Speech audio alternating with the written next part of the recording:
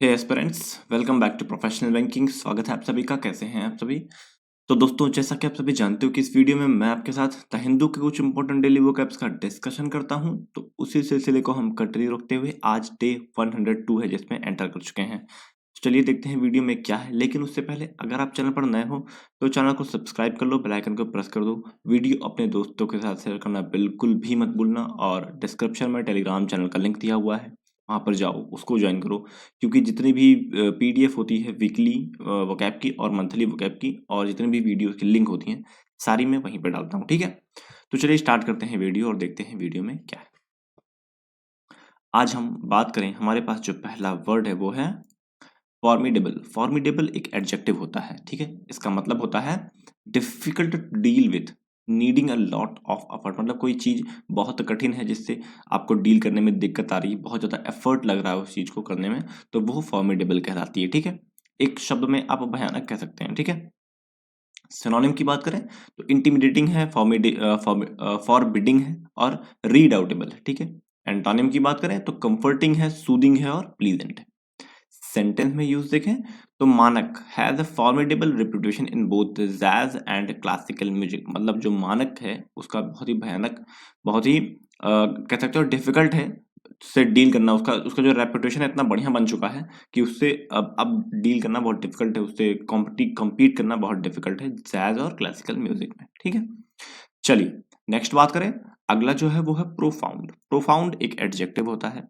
इसका मतलब होता है नीडिंग और showing a lot of knowledge और थॉट। मतलब आपको जरूरत है या फिर दिखाने की कि आपके पास बहुत ज्यादा ज्ञान है, नॉलेज है, आपके पास आइडियाज हैं। ठीक है, तो अत्यधिक ज्ञान या विचार से पूर्ण या उसकी अपेक्षा वाला। ठीक है, या तो उससे भरा हुआ हो या आप उसकी अपेक्षा रखते हो। ठीक है, ऐसा बोला गया है। एक शब्द में कहें तो अत्यंत आप इसे बोल सकते हो। ठीक, सिनोनिम की बात करें तो इंटेंस है, कीन है और ग्रेट है। एंटोनिम की बात करें तो सुपरफिशियल है और माइल्ड है। ठीक है, सेंटेंस में इसका यूज देखें तो it is a very profound statement for a lad of 21। A lad of 21 का मतलब होता है मतलब 21 साल की उम्र के लिए। ठीक है, बट ही इज राइट। तो ये बहुत ही प्रोफाउंड, अत्यंत स्टेटमेंट, बहुत बड़ा स्टेटमेंट है। 21 साल की उम्र का बच्चा अगर ऐसा बोल रहा है तो ये बहुत बड़ा स्टेटमेंट है, लेकिन बहुत सही बोल रहा है। ठीक है, ऐसा इस सेंटेंस में कहा गया है। चलिए नेक्स्ट बात करें। अगला है प्रिकशन। प्री सॉरी पर परकशन, प्रिकशन नहीं होगा, परकशन हो जाएगा। एडजेक्टिव होता है ये भी। इसका मतलब होता है musical instrument that you play by hitting them with your hand और an object such as a stick. तो एक म्यूजिकल इंस्ट्रूमेंट जिसको आप किसी ऑब्जेक्ट से, डंडे से प्ले करते हो ना, तो उस प्ले को जो पर्टिकुलर एक्शन करते हैं वो हम कहते हैं परकशन। ठीक है, तो टकराव आप उसे बोल सकते हो एक शब्द में। सिनोनिम की बात करें तो क्रैश करना, बैंग करना और स्मैश करना हो जाएगा।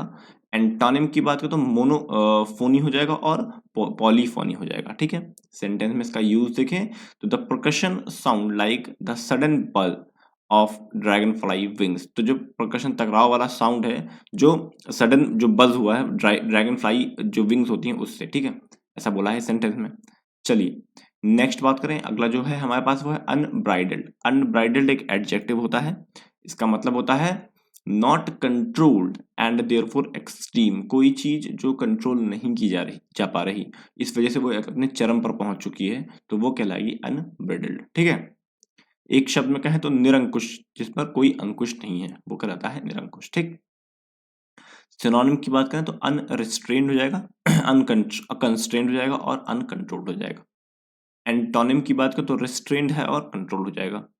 सेंटेंस में देखें इसका यूज तो his unbridled greed made him corrupt and led to his downfall. तो जो अनब्राइडल्ड उसकी जो ग्रीड थी, ग्रीड मतलब जो इच्छा, चाहत कह सकते हो, तो उसने क्या किया है, उसे करप्ट बना दिया है और उसका डाउनफॉल शुरू हो गया है। ठीक है, चलो नेक्स्ट बात करें। अगला है प्रोपोनेंट्स। प्रोपोनेंट्स एक नाउन होता है।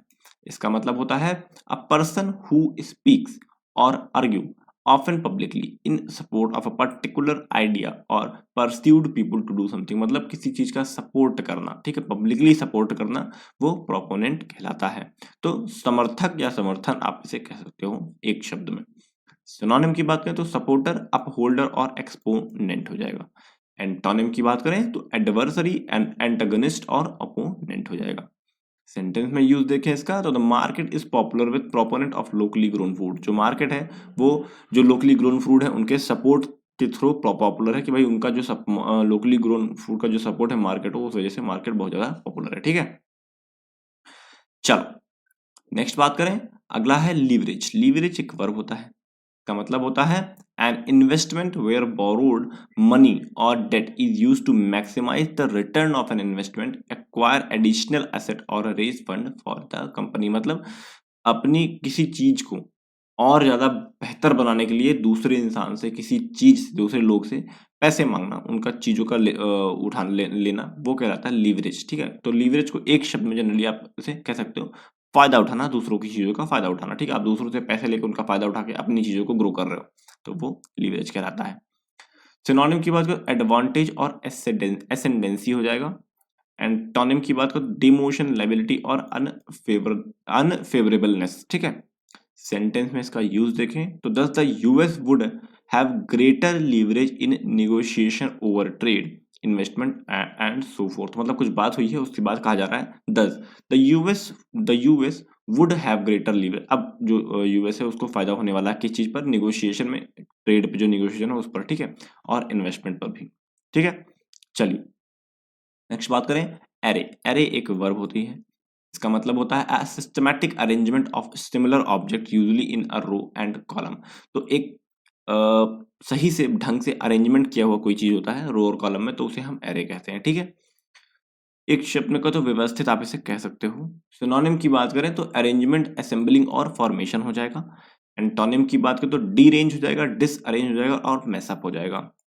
सेंटेंस में इसका यूज देखें तो the lenses focus light on to an array of pixel. जो लेंस की जो फोकल लाइट है वो एक अरेंज सिस्टमैटिक ढंग से एक पिक्सल पर पड़ रही है। ठीक है, ऐसा बोला है सेंटेंस में। ठीक है, चलिए नेक्स्ट बात करते हैं। मियान्स, मिनेस।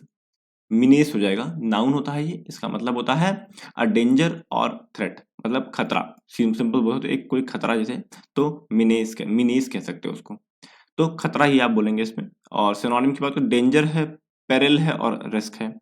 एंटोनिम की बात करें तो फ्रेंडली है, ऑस्पिशियस है। ठीक है, सेंटेंस में यूज देखें तो the new road is menace to everyone's safety. तो जो नया रोड है वो खतरा है सबकी, हर किसी की सेफ्टी के लिए, क्योंकि वो सही से नहीं बना होगा मे बी। ठीक है, चलो नेक्स्ट बात करें। अगला है हमारे पास कैस्केड। कैस्केड एक वर्ब होती है, इसका मतलब होता है टू फॉल और हैंग डाउन, मतलब नीचे की तरफ गिरना, specially in a large amount और इन स्टेज, मतलब बहुत ही ज्यादा अमाउंट में, बहुत ज्यादा बड़े स्केल पर नीचे की तरफ गिरना हुआ कैस्केड। ठीक है, एक शब्द में देखो तो गिरना आप इसे कह सकते हो। सिनोनिम की बात करें तो पोर और गश हो जाएगा। एंटोनिम की बात करें तो असेंड, राइज और एक्सपेंड हो जाएगा। सेंटेंस में इसका यूज देखें तो he heard nothing but water cascading down the stair. तो उसने कुछ नहीं, बस सिर्फ जो पानी के गिरने की आवाज सुनी थी स्टेयर्स के पास में। ठीक है, चलिए नेक्स्ट बात करें तो नुएंस्ड। नुएंस्ड एक एडजेक्टिव होता है, इसका मतलब होता है अ सबटेल डिफरेंस इन मीनिंग और ओपिनियन और एटीट्यूड। मतलब एक किसी चीज में ना बहुत हल्का सा डिफरेंस होना, किसी मीनिंग, किसी चीज की मीनिंग में, किसी चीज के ओपिनियन में या किसी एटीट्यूड में, तो आप उसे कह सकते हो नुएंस्ड। तो आप सूक्ष्म मतलब हल्का सा बोल सकते हो। ठीक है, इसको सिनोनिम की बात करें नाइसिटी, रिफाइनमेंट और शेड हो जाएगा। एंटोनिम की बात करें तो इनएग्जैक्ट या रफ हो जाएगा। सेंटेंस में इसका यूज देखें तो without understanding the final nuance you can not enjoy the humour. मतलब अगर आपको जो मतलब नहीं पता है, डबल मीनिंग जैसे होता है ना, डबल मीनिंग वर्ड्स होते हैं, एक ही वर्ड के दो दो मतलब निकल के आ रहे होते हैं, अगर आपको उसका जो डिफरेंस है वो नहीं पता है आपको, तो आप उस पर्टिकुलर ह्यूमर को एंजॉय नहीं कर पाओगे। ठीक है, ऐसा बोला है इस सेंटेंस में। चलिए, तो हमारे जो वोकैब से वो खत्म हुए हैं, बात करते हैं ईडीएम और फ्रेजेस की। तो wrap your head around something का मतलब होता है अंडरस्टैंड समथिंग कॉम्प्लिकेटेड। मतलब किसी चीज, कोई ऐसी कॉम्प्लिकेटेड चीज है जिसको आप समझ चुके हैं, तो वो wrap your hand around something हो जाएगा। ठीक है, यू रैप योर हैंड नहीं, रैप योर हेड होगा। ठीक है, you can say that again, आप इसे दोबारा कह सकते हैं। You can say that again का मतलब होता है दैट्स ट्रू, आई एग्री। हाँ ये सही है, मैं इसे मानता हूं। ठीक है, चलिए अब बात करें फ्रेजल वर्ब की। तो क्लैम अप का मतलब क्या होता है? क्लैम अप का मतलब होता है टू रिफ्यूज टू स्पीक, मतलब किसी चीज को बोलने से मना कर देना। ठीक है, when the police started asking question the suspect claimed up. जब पुलिस ने क्वेश्चन पूछना शुरू किया तो जो सस्पेक्ट था उन्होंने, वो चुप हो गए, उन्होंने कुछ बोला ही नहीं। ठीक, clamp down on, clamp down on का क्या मतलब होता है? क्लैम्प डाउन ऑन का मतलब होता है to act strictly to prevent something, तो किसी चीज के लिए स्ट्रिक्टनेस के साथ एक्ट करना ताकि कोई चीज को रोका जा सके, ठीक है। The local authority have decided to clamp down on illegal parking in handicapped parking place. तो जो लोकल अथॉरिटी उन्होंने क्या किया, डिसाइड किया, क्लैम्प डाउन करेंगे, स्ट्रिक्टली मना करेंगे किसी के लिए जो इलीगल पार्किंग हो रही है हैंडीकैप पार्किंग प्लेसेस पे, जो और दूसरी पार्किंग प्लेस है वहां पे, ठीक है। चलिए, तो आज के वोकैब, इडियम, फ्रेज और फ्रेजल वर्ब यहीं समाप्त होते हैं। अब बात करते हैं क्वेश्चन ऑफ द डे के बारे में। दो इंपॉर्टेंट आपके लिए वोकैब से हैं, प्रिकशन और मीनेस। तो इसके आपको कोशिश करना है, एक सिनोनिम एक एंटोनिम लिखेंगे आप लोग कमेंट बॉक्स में, और साथ ही अगर हो सके तो एक सेंटेंस फ्रेम करके आप कमेंट बॉक्स में कमेंट करेंगे, ठीक है। चलिए, फिलहाल वीडियो में इतना था। वीडियो अच्छा लगा हो तो लाइक करना, चैनल को सब्सक्राइब करना, बेल आइकन को प्रेस करना, वीडियो अपने दोस्तों के साथ शेयर करना बिल्कुल भी मत भूलना। मिलते हैं नेक्स्ट वीडियो में, तब तक के लिए thank you and God bless you all.